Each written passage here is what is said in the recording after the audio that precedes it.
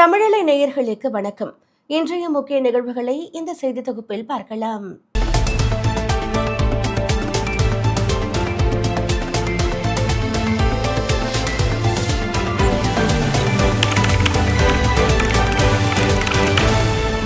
அதிமுகவின் முதற்கட்ட வேட்பாளர் பட்டியலை அக்கட்சியின் பொதுச் செயலாளர் எடப்பாடி பழனிசாமி வெளியிட்டுள்ளார்.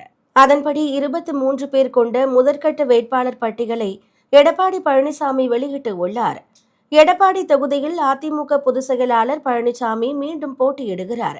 நத்தம் தொகுதியில் நத்தம் விஸ்வநாதன், வேப்பனஹள்ளியில் முனுசாமி, திண்டுக்கல்லில் திண்டுக்கல் சீனிவாசன், தொண்டமுத்தூரில் SP வேலுமணி, குமாரபாளையத்தில் தங்கமணி, மதுரை மேற்கு தொகுதியில் செல்லூர் கே ராஜு, பாப்பிரெட்டிப்பட்டி KP அன்பழகன், விராலிமலையில் டாக்டர் விஜயபாஸ்கர், கோவில்பட்டியில் கடம்பூர் சி ராஜு ஆகியோர் போட்டியிடுவதாக அறிவிக்கப்பட்டுள்ளது.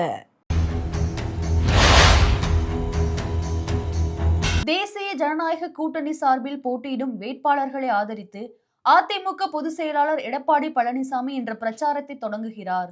மயிலாப்பூர் தொகுதியில் இன்று பிற்பகல் 3:30 மணிக்கு பிரச்சாரத்தை தொடங்குகிறார். தொடர்ந்து March 27 Alandur Tambaram, March 28 RK Nagar Tiruvottiyur, March 28 Nagercoil Radhapuram, March 30 Kadayanallur Kovilpatti, March 31 Sivakasi Paramakudi, April 1 Sivaganga Pudukkottai ஆகிய தொகுதிகளில் பிரச்சாரம் செய்கிறார். தங்கம் விலை நேற்று காலையில் சவரனுக்கு 2720 குறைந்து மாலையில் 2000 உயர்ந்த நிலையில் இன்று மீண்டும் அதிரடியாக உயர்ந்து உள்ளது. நேற்றைய காலை நிலவரத்தின்படி ஒரு கிராமிற்கு 340, ஒரு சவரனுக்கு 2720 விலை குறைந்திருந்தது. இதனைத் தொடர்ந்து மாலையில் ஒரு கிராமுக்கு 250 மற்றும் ஒரு சவரனுக்கு 2000 என திடீர் விலை உயர்வு காணப்பட்டது. இந்த நிலையில் இன்று காலை தங்கம் விலை மீண்டும் உயர்ந்து உள்ளது. அதன்படி சென்னையில் இன்று ஆபரண தங்கம் கிராமிற்கு ரூபாய் 350 உயர்ந்து ஒரு கிராம் 13,600க்கும், சவரனுக்கு ரூபாய் 2,800 உயர்ந்து ஒரு சவரன் 1,08,800 ரூபாய்க்கும் விற்பனை செய்யப்படுகிறது. அதேபோல் வெள்ளி விலையும் இன்று உயர்ந்து உள்ளது.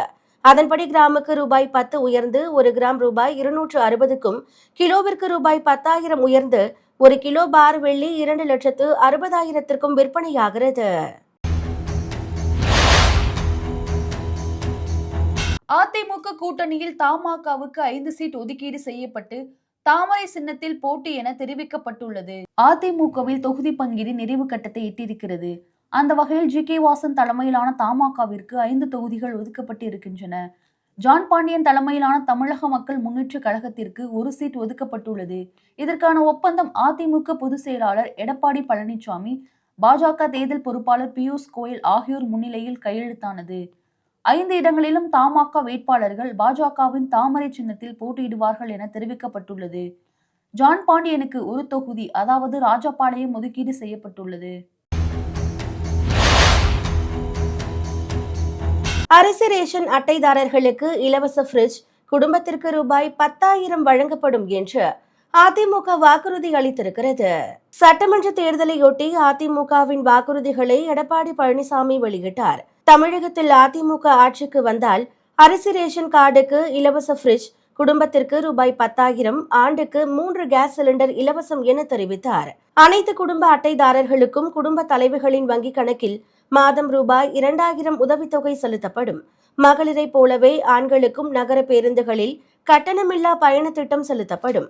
அம்மா இல்லம் திட்டம் மூலமாக வீடு இல்லாத ஏழைகளுக்கு கிராமங்களில் கான்கிரீட் வீடுகளும், நகர்ப்புறங்களில் அடுக்குமாடி வீடுகளும் விலையில்லாமல் கட்டித்தரப்படும் என்று அறிவித்தார். திமுக கூட்டணியில் தேமுதிகவிற்கு 10 தொகுதிகள் ஒதுக்கப்பட்டுள்ளன. திமுக தலைவர் முதல்வர் ஸ்டாலினை தேமுதிக பொதுச் செயலாளர் பிரேமலதா சந்தித்து பேசினார். இதைத் தொடர்ந்து தொகுதி பங்கீடு ஒப்பந்தம் கையெழுத்தானது. அதன்படி தேமுதிக தமிழகத்தில் 10 சட்டமன்ற தொகுதிகளில் போட்டியிடுவதென முடிவு செய்யப்பட்டது. அந்த வகையில் திமுக இதுவரை தனது கூட்டணியில் உள்ள 9 கட்சிகளுக்கு 66 தொகுதிகளை ஒதுக்கியுள்ளது. நீண்ட காலமாக கூட்டணியில் இருக்கும் விசிக, கம்யூனிஸ்ட் கட்சிகளை விட தேமுதிக கூடுதல் இடங்களை பெற்றிருப்பதோடு ராஜ்யசபா சீட்டையும் வாங்கியது குறிப்பிடத்தக்கது. அதிமுக தேர்தல் அறிக்கையில் மொத்தம் 297 வாக்குறுதிகள் இடம்பெற்று இருக்கின்றன. அதன்படி 100 நாட்கள் வேலைவாய்ப்பு திட்டம் 150 நாட்களாக உயர்த்தப்படும்.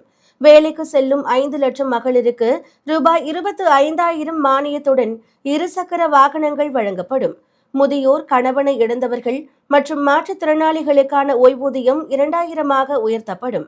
வங்கிகளில் கல்வி கடன் பெற்று திரும்ப செலுத்த முடியாமல் உள்ளவர்களின் கடனை அரசே ஏற்கும். நெல் ஆதார விலை குவிண்டாலுக்கு ரூபாய் 3,500 கரும்பு டன் ஒன்றுக்கு ரூபாய் 4,500 உயர்த்தப்படும். சிறு குறு விவசாயிகளுக்கு உர மானியமாக ஆண்டுக்கு ஹெக்டேருக்கு ரூபாய் 15,000 வழங்கப்படும். விவசாய பணியின் போது உயிரிழக்கும் விவசாயிகளின் குடும்பத்திற்கு ரூபாய் 10 லட்சம் இழப்பீடு வழங்கப்படும். வேலைக்காக காத்திருக்கும் பட்டதாரி இளைஞர்களுக்கு மாதம் 2,000 மற்றும் +2 முடித்தவர்களுக்கு ரூபாய் 1,000 உதவித்தொகை வழங்கப்படும். கைத்தறி நெசவாளர்களுக்கு விலையில்லா மின்சாரம் 450 யூனிட்டாகவும் விசைத்தறிக்கு 1,400 யூனிட்டாகவும் உயர்த்தப்படும் என்று உறுதியளிக்கப்பட்டு இருக்கிறது. ஈரான் ஒருபோதும் அணு ஆயுதங்களை பயன்படுத்தாது என்று அமெரிக்க அதிபர் ட்ரம்ப் உறுதியளித்துள்ளார். வெள்ளை மாளிகையில் உள்ள ஓவல் அலுவலகத்தில் ட்ரம்ப் செய்தியாளர்களை சந்தித்தார். அப்போது பேசிய அவர், அணு ஆயுதங்களை ஒருபோதும் வைத்திருக்கப் போவதில்லை என ஈரான் ஒப்புக்கொண்டுள்ளதாக தெரிவித்தார். ஈரானுடனான போரில் நாம் வெற்றி பெற்றுள்ளோம்.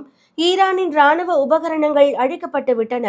ஈரானுக்கு எதிரான நடவடிக்கை இவ்வளவு விரைவாக முடிவடைந்தது குறித்து பாதுகாப்புத்துறை செயலாளர் பிட் ஹெக்ஸத் ஏமாற்றமடைந்துள்ளார் என்றார். மேலும் ஈரானுக்கு எதிரான போர் தொடர்பாக சம்பந்தப்பட்ட தரப்பினருடன் பேச்சுவார்த்தைகள் நடைபெற்று வருகின்றன. நாங்கள் ஈரானுடன் ஒரு ஒப்பந்தம் செய்து கொள்வதில் ஆர்வமாக உள்ளோம் என்றும் தெரிவித்தார்.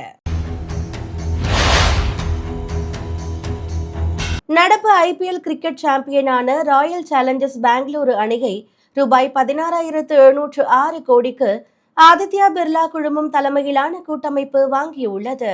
17 சீசன்களாக பட்டம் வெல்ல முடியாமல் இருந்த RCB அணி கடந்த சீசனில் முதல் முறையாக பட்டம் வென்றது. இதை அந்த அணியின் ரசிகர்கள் கொண்டாடி தீர்த்தனர். 10 IPL அணிகளில் அதிக ரசிகர்களை கொண்ட அணிகளில் ஒன்றாக RCB இருக்கிறது. இந்த நிலையில் அந்த அணியின் உரிமையை கைமாற்றும் பணிகளில் அதன் உரிமையாளர் யுனைடெட் ஸ்பிரிட்ஸ் லிமிடெட் நிறுவனம் ஈடுபட்டு இருந்தது. RCB அணியை ஆதித்யா பிர்லா குழுமம், டைம்ஸ் ஆஃப் இந்தியா உள்ளிட்ட நிறுவனங்களின் கூட்டமைப்பு ரூபாய் 16,706 கோடிக்கு வாங்கியுள்ளதாக தகவல் வெளியாகியுள்ளது. மேலும் செய்திகளுக்கு தொடர்ந்து இணைந்திருங்கள் தமிழலை செய்திகளோடு. நன்றி, வணக்கம்.